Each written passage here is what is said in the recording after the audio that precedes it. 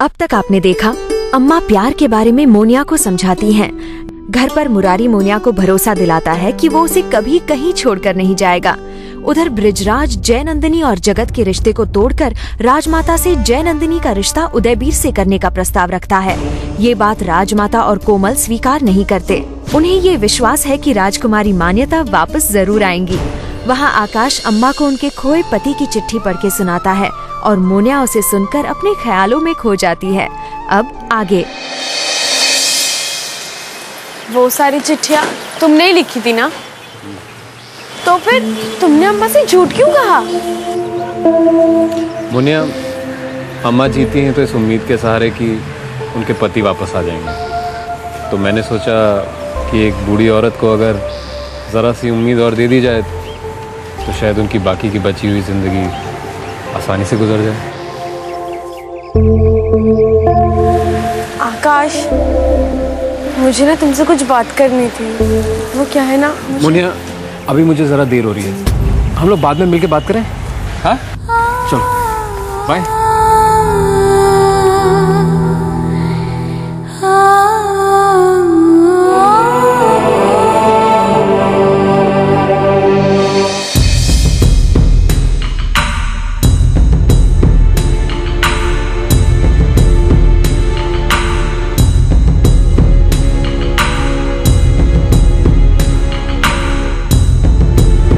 भाई साहब, उदयवीर से जय की शादी, ये बात महासभा को हजम होगी?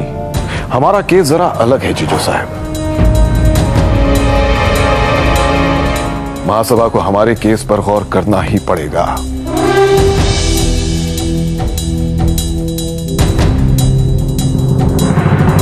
जब वसीयत लिखी गई थी तो किसी ने सपने में भी नहीं सोचा था कि राजकुमारी मान्यता इस तरह अगवा कर ली जाएंगी।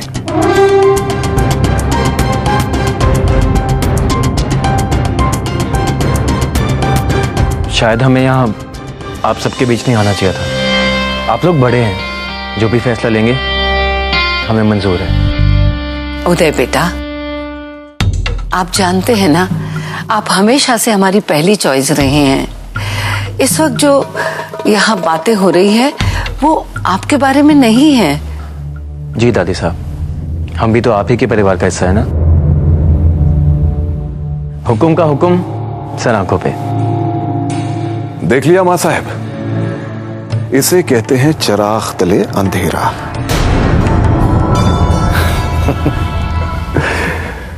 बड़ी बेटी का नामो निशान नहीं है और हम इतने होनहार लड़के को छोड़कर जय का रिश्ता किसी बाहर वाले से करवाने के बारे में सोच रहे थे। महाराज, हमने आपके परिवार को 16 सालों से इंतजार करवाया है। कभी एक बार भी आपसे नहीं पूछा कि आप क्या चाहते हैं। आज पूछते हैं, बोलिए, आप क्या चाहते हैं उदय के लिए? सच पूछे मां साहब, तो हमेशा से हम यही सोचते थे कि एक ना एक दिन मान्यता जरूर मिल जाएगी।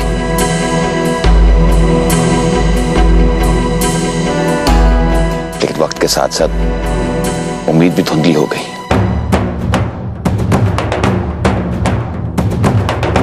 और किस्मत ने आज हमें इस मकाम पर लाकर खड़ा कर दिया कि हमें कोई ना कोई ठोस फैसला लेना ही होगा।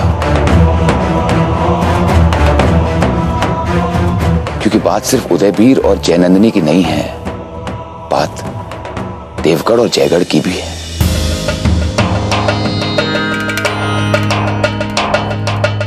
देखिए मां साहब, हमें जो कहना था हमने कह दिया, लेकिन अंत में आप जो भी फैसला लेंगे वो हमेशा की तरह हमारी सर आंखों पे।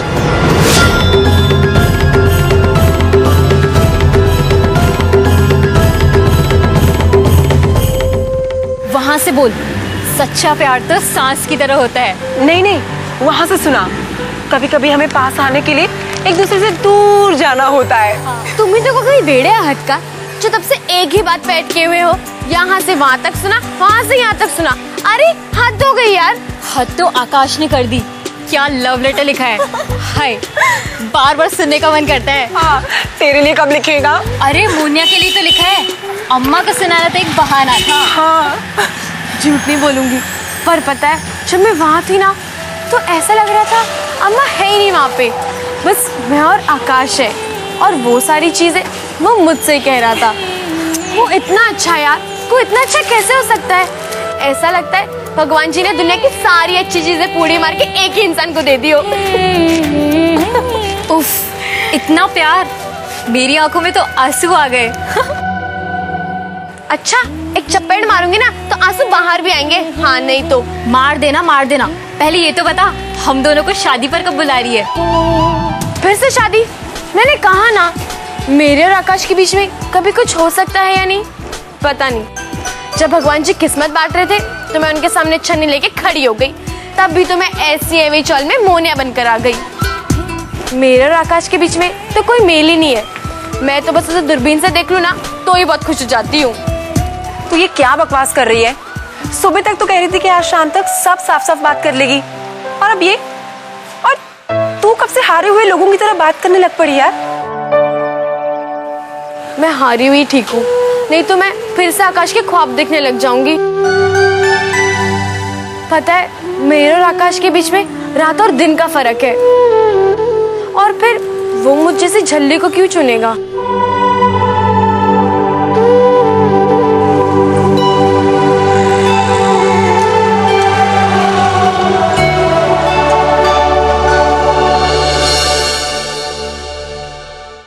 हमारी जिंदगी की सबसे बड़ी सच्चाई यही है कि अब हमारी सिर्फ एक ही पड़ी।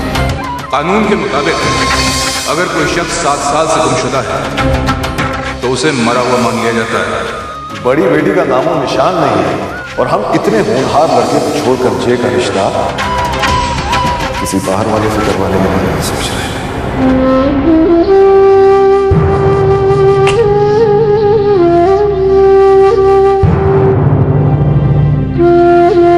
माँ साहब,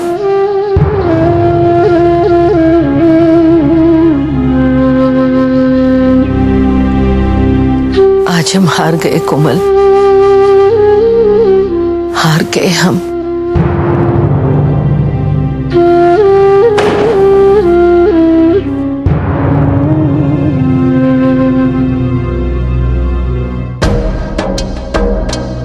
तो आप ये फैसला ले ही क्यों रही हैं माँ साहब? आप जानती हैं, आप एक बार जो कह दें वो हम सब के लिए पत्थर की लकीर है। अब भी अगर आप ये फैसला लेने से इनकार कर दें तो शायद ये सब रुक जाए। हमें आज भी वो दिन अच्छी तरह से याद है जब हम छोटी सी मान्यता को हॉस्पिटल से घर लेकर आए थे। उसने हमारी उंगली कस के पकड़ ली थी। उस दिन हमने खुद से वादा किया था कि हम उसका हाथ कभी छूटने नहीं देंगे, लेकिन आज जिस तरह उसकी यादों को छोड़ना पड़ रहा है,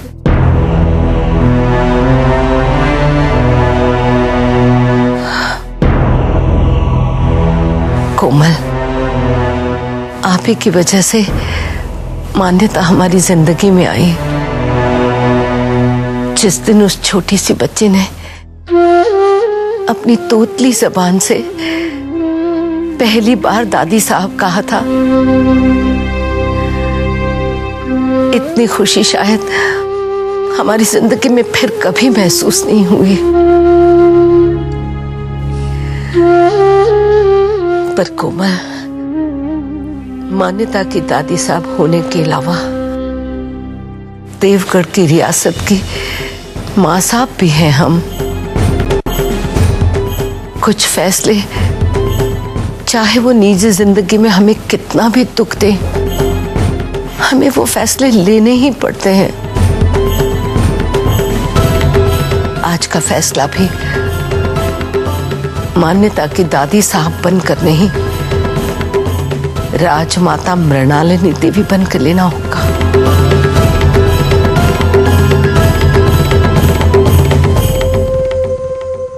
जिस इंसान से तुम 4 दिन में बोल हो गई हो, उसके साथ सारी जिंदगी कैसे बिताओगे तुम?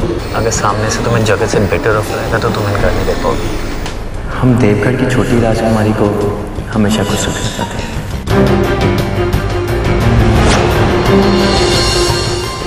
जी मॉम, बाहर ये सब कुछ क्या चल रहा है? आप लोग फिर से हमारे लिए कोई फैसला ले रहे हैं? हमें आपसे एक जरूरी बात करनी है बेटा।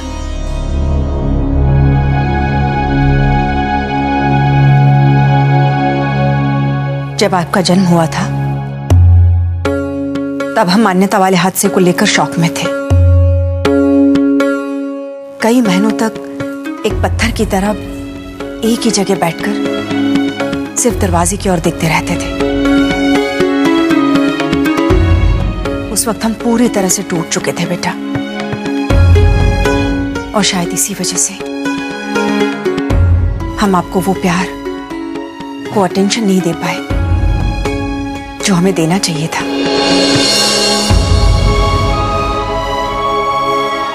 और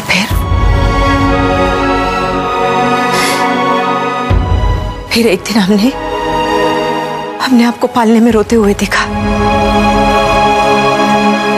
आपकी उन नन्ही सी आंखों के आंसुओं के साथ हम भी बह गए। उस वक्त हमने सोचा हमें दोबारा आपके लिए जीना होगा, जिंदगी का हिम्मत से सामना करना होगा। मान्यता का हमसे छीन जाना हमारी किस्मत थी, पर इसमें आपकी तो कोई गलती नहीं थी। फिर इसका खामियाजा आप क्यों भुगते? इस घर में सबने आपको मान्यता के बाद ही रखा है। इस घर में आप हमेशा सेकंड ही रही हैं। पर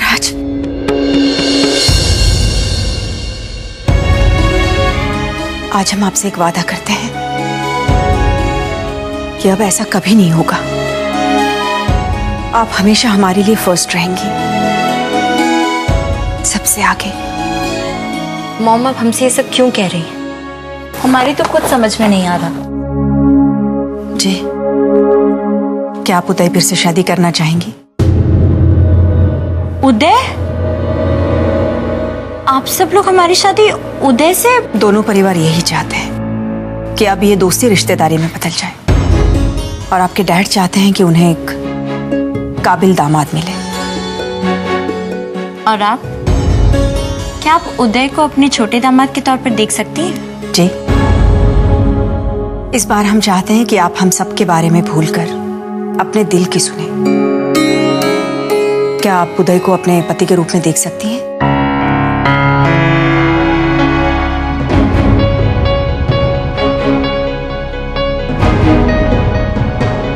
उदय जिस भी लड़की से शादी करेगा वो लड़की बहुत लकी होगी।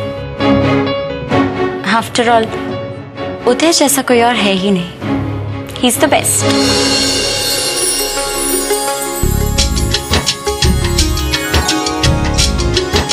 मॉम, यानी कि हम जयगढ़ की होने वाली महारानी हैं?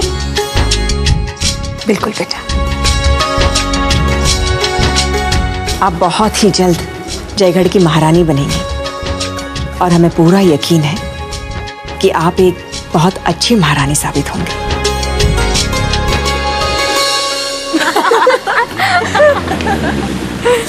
चुप कर चुकी।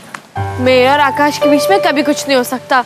और फिर ये कोई परियों की कहानी थोड़ी ना है। अरे परियों की कहानी तो है। तू देखना, अभी आकाश अपने घोड़े पर सवार होके आएगा और तुझसे कहेगा,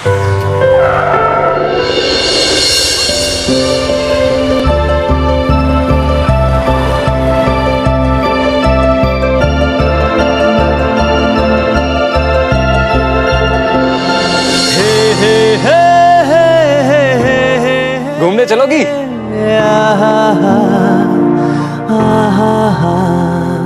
ये बाइक